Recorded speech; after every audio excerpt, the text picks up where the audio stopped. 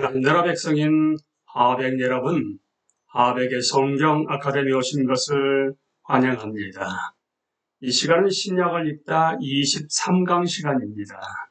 함께 나눌 주제는 메시아 시대 2부입니다. 신약의 첫 네 권, 즉 복음서라고 하는 마태복음, 마가복음, 누가복음, 요한복음을 읽게 될 것입니다. 에반겔리온이라는 헬라어는 문자적으로 좋은 소식을 의미하고 왕의 선포를 알릴 때 사용하는 말입니다. 신약의 복음서들은 하나님이 자기 아들에 대한 좋은 소식을 세계에 선포하는 것입니다. 사복음서는 메시아 시대에 해당하는 성경책입니다. 이 책들은 예수님의 위격, 말씀, 사역을 제시하며 상호 보완적인 기록으로 보는 것이 가장 좋습니다. 복음서 저자들은 각자 자신만의 목소리를 냈지만 우리는 그리스도의 삶을 한 편의 구속 합창곡으로 들어보려고 시도할 것입니다. 예수님의 생애와 사역을 따라 여정을 떠날 텐데 메시아 시대 일부는 예수님의 탄생과 공생의 사역 이전 시기를 연구하며 여호와의 말씀이 세례 요한에게 임하는 순간까지 다루었습니다. 이 부분은 예수님께서 세례를 받으시고 광야에서 뱀에게 승리를 거두시는 것으로 마무리되는데 하나님 나라를 선포하시는 예수 그리스도를 제대로 알기 위해 기초를 다지는 부분입니다. 메시아 시대 2부는 예수님의 공생애를 따라 예수님께서 죽으시고 부활하시는 마지막 주까지 다룰 것입니다. 이 장은 제자들이 예루살렘에서 약속하신 성령을 기다리는 모습으로 마무리되고 그대로 오순절 시대로 이어집니다. 예수님께서 하나님 나라의 복음을 선포하시다. 메시아 시대는 예수님께서 하나님 나라가 도래했음을 선언하시는 절정의 장면으로 이어집니다. 하나님 나라에 대한 기대는 유서 깊은 예언의 주제였습니다. 여호와는 자기 백성에게 세상의 나라 4개가 이어서 등장한 후에 하나님 나라가 임할 것을 약속하셨습니다. 인자의 영원한 통치가 나타난 것입니다. 하나님은 역사의 각 단계를 예비하시고 인류가 사랑하는 자기 아들을 맞이하도록 마음의 준비를 시키셨습니다. 광야에서 마귀를 물리치신 후에 예수님께서는 깜짝 놀랄 만한 선언과 함께 공생애를 시작하십니다. 때가 찼고 하나님의 나라가 가까이 왔으니 회개하고 복음을 믿으라는 것이었습니다. 예수님의 이 장관 선포를 들은 자들은 분명히 기쁨으로 마음이 벅차 올랐을 것입니다. 하나님 나라의 도래는 예수님께서 전한 설교의 핵심 주제이자 비유의 핵심이며 예수님의 죽음과 부활로 성취됩니다. 때가 찼고 하나님의 나라가 가까이 왔으니 회개하고 복음을 믿으라. 예수님의 가르침은 언제나 회개와 믿음이라는 반응을 요구합니다. 회개란 죄에서 돌아서는 것입니다. 믿음이란 하나님을 향하는 것입니다. 모세는 죄로 인해 언약의 저주가 이스라엘에 임하자 이스라엘이 회복하는 시작은 회개가 될 것이라고 선언했습니다. 포로로 잡혀갔을 때 그들은 회개하며 주님께 돌아올 것입니다. 왜냐하면 하나님께서 자기 백성을 회복하시겠다고 약속하셨기 때문입니다. 다니엘은 겸손하게 고백하면서 포로에서 돌아가게 해달라고 구합니다. 에스라는 부분적인 귀환을 이끈 후에 국가적 차원의 회개 운동을 전개합니다. 구약 말미에 말라기는 이스라엘에게 회개 가운데 하나님께 돌아오라고 외칩니다.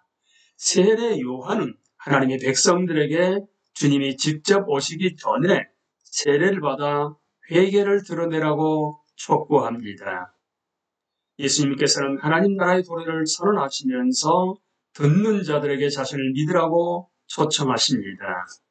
아버지는 자신의 사랑으로 아들을 세상에 보내셨습니다. 예수님께서는 사람들을 위한 대성물로 자신의 생명을 내놓을 것입니다. 예수 그리스도, 하나님의 아들을 믿는 모든 자는 영생을 얻을 것입니다. 하나님이 세상을 이처럼 사랑하사 독생자를 주셨으니 이는 그를 믿는 자마다 멸망하지 않고 영생을 얻게 하시기 때문입니다. 예수님께서 자신을 따를 12제자를 부르시다.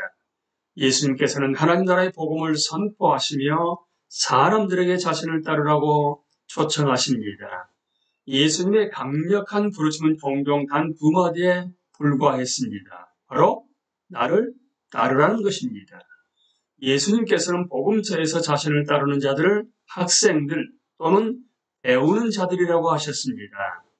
헬라어로는 마데테스인데 라틴어로 디시플이라 옮겨졌고 이것이 영어로 디사이플스가 되었습니다. 예수님께서는 그들의 선생 즉 랍비가 되십니다.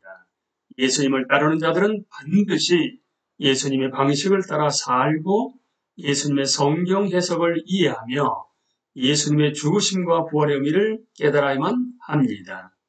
예수님의 제자들은 결국 예수님을 본받아 모든 삶의 방식을 따르는 자들로서 십자가를 지고 따르도록 부름받은 자들입니다. 예수님은 12제자를 모으시고 사도로 지정하십니다.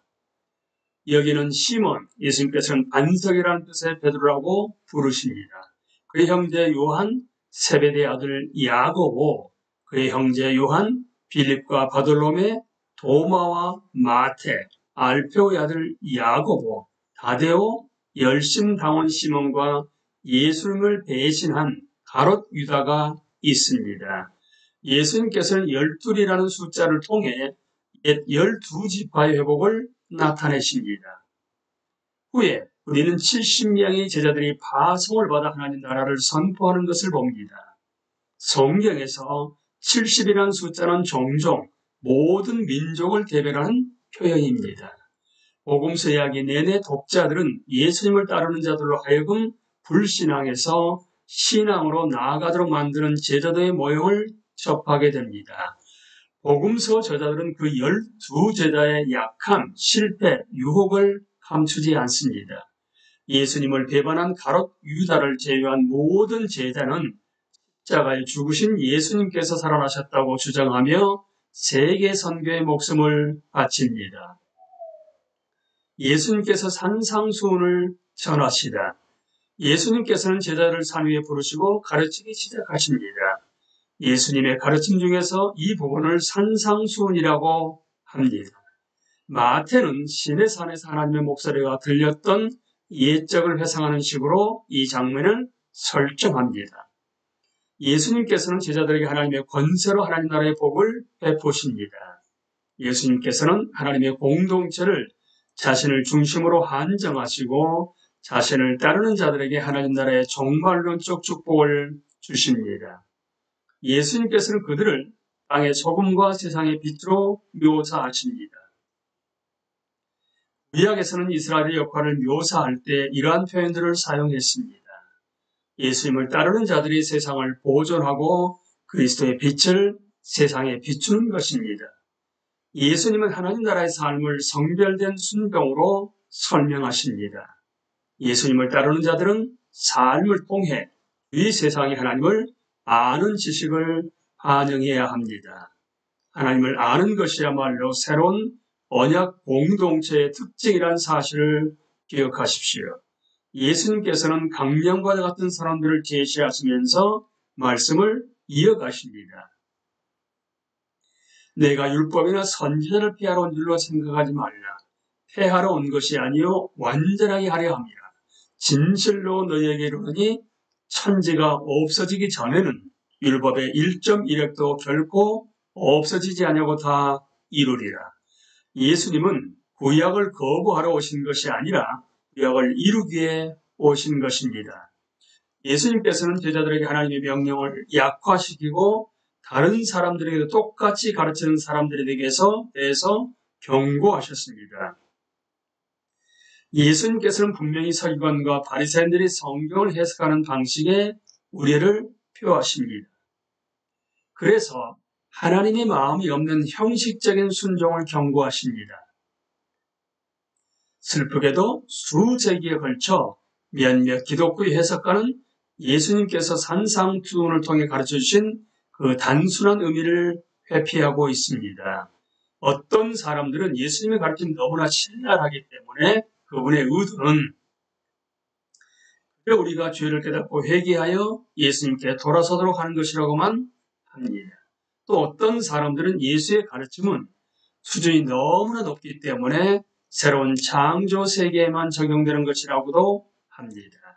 하지만 우리는 예수님께서 하나님 나라의 삶에 대해 설명해 주신 내용을 있는 그대로 받아들여야 합니다. 우리가 죄에서 돌이켜 하나님의 방식을 따라 살아가는 법을 배울 때 진정한 인간의 삶이 드러납니다. 이렇게 살아갈 때 우리는 세상에서 아버지의 영광을 반영하며 누리는 영원한 즐거움을 입증하게 됩니다. 예수님께서는 모든 제자를 하나님 나라의 삶으로 부르십니다. 예수님께서는 우선 살인, 간음, 이혼, 맹세, 처벌, 원수 사랑을 다룬 성경의 6구절을 주의하시면서 시작하십니다. 예수님께서는 성경의 저자인 자신의 이름과 권세로 가르치십니다. 예수님의 주해는 계명의 참된 의미를 드러내고 죄악된 마음에서 나오는 불순종을 막습니다. 우리는 이 시간에 메시아 시대 2부에 들어와서 예수님께서 하나님 나라의 복음을 선포하시다 대해서 함께 나누었습니다. 강의를 마치겠습니다. 감사합니다.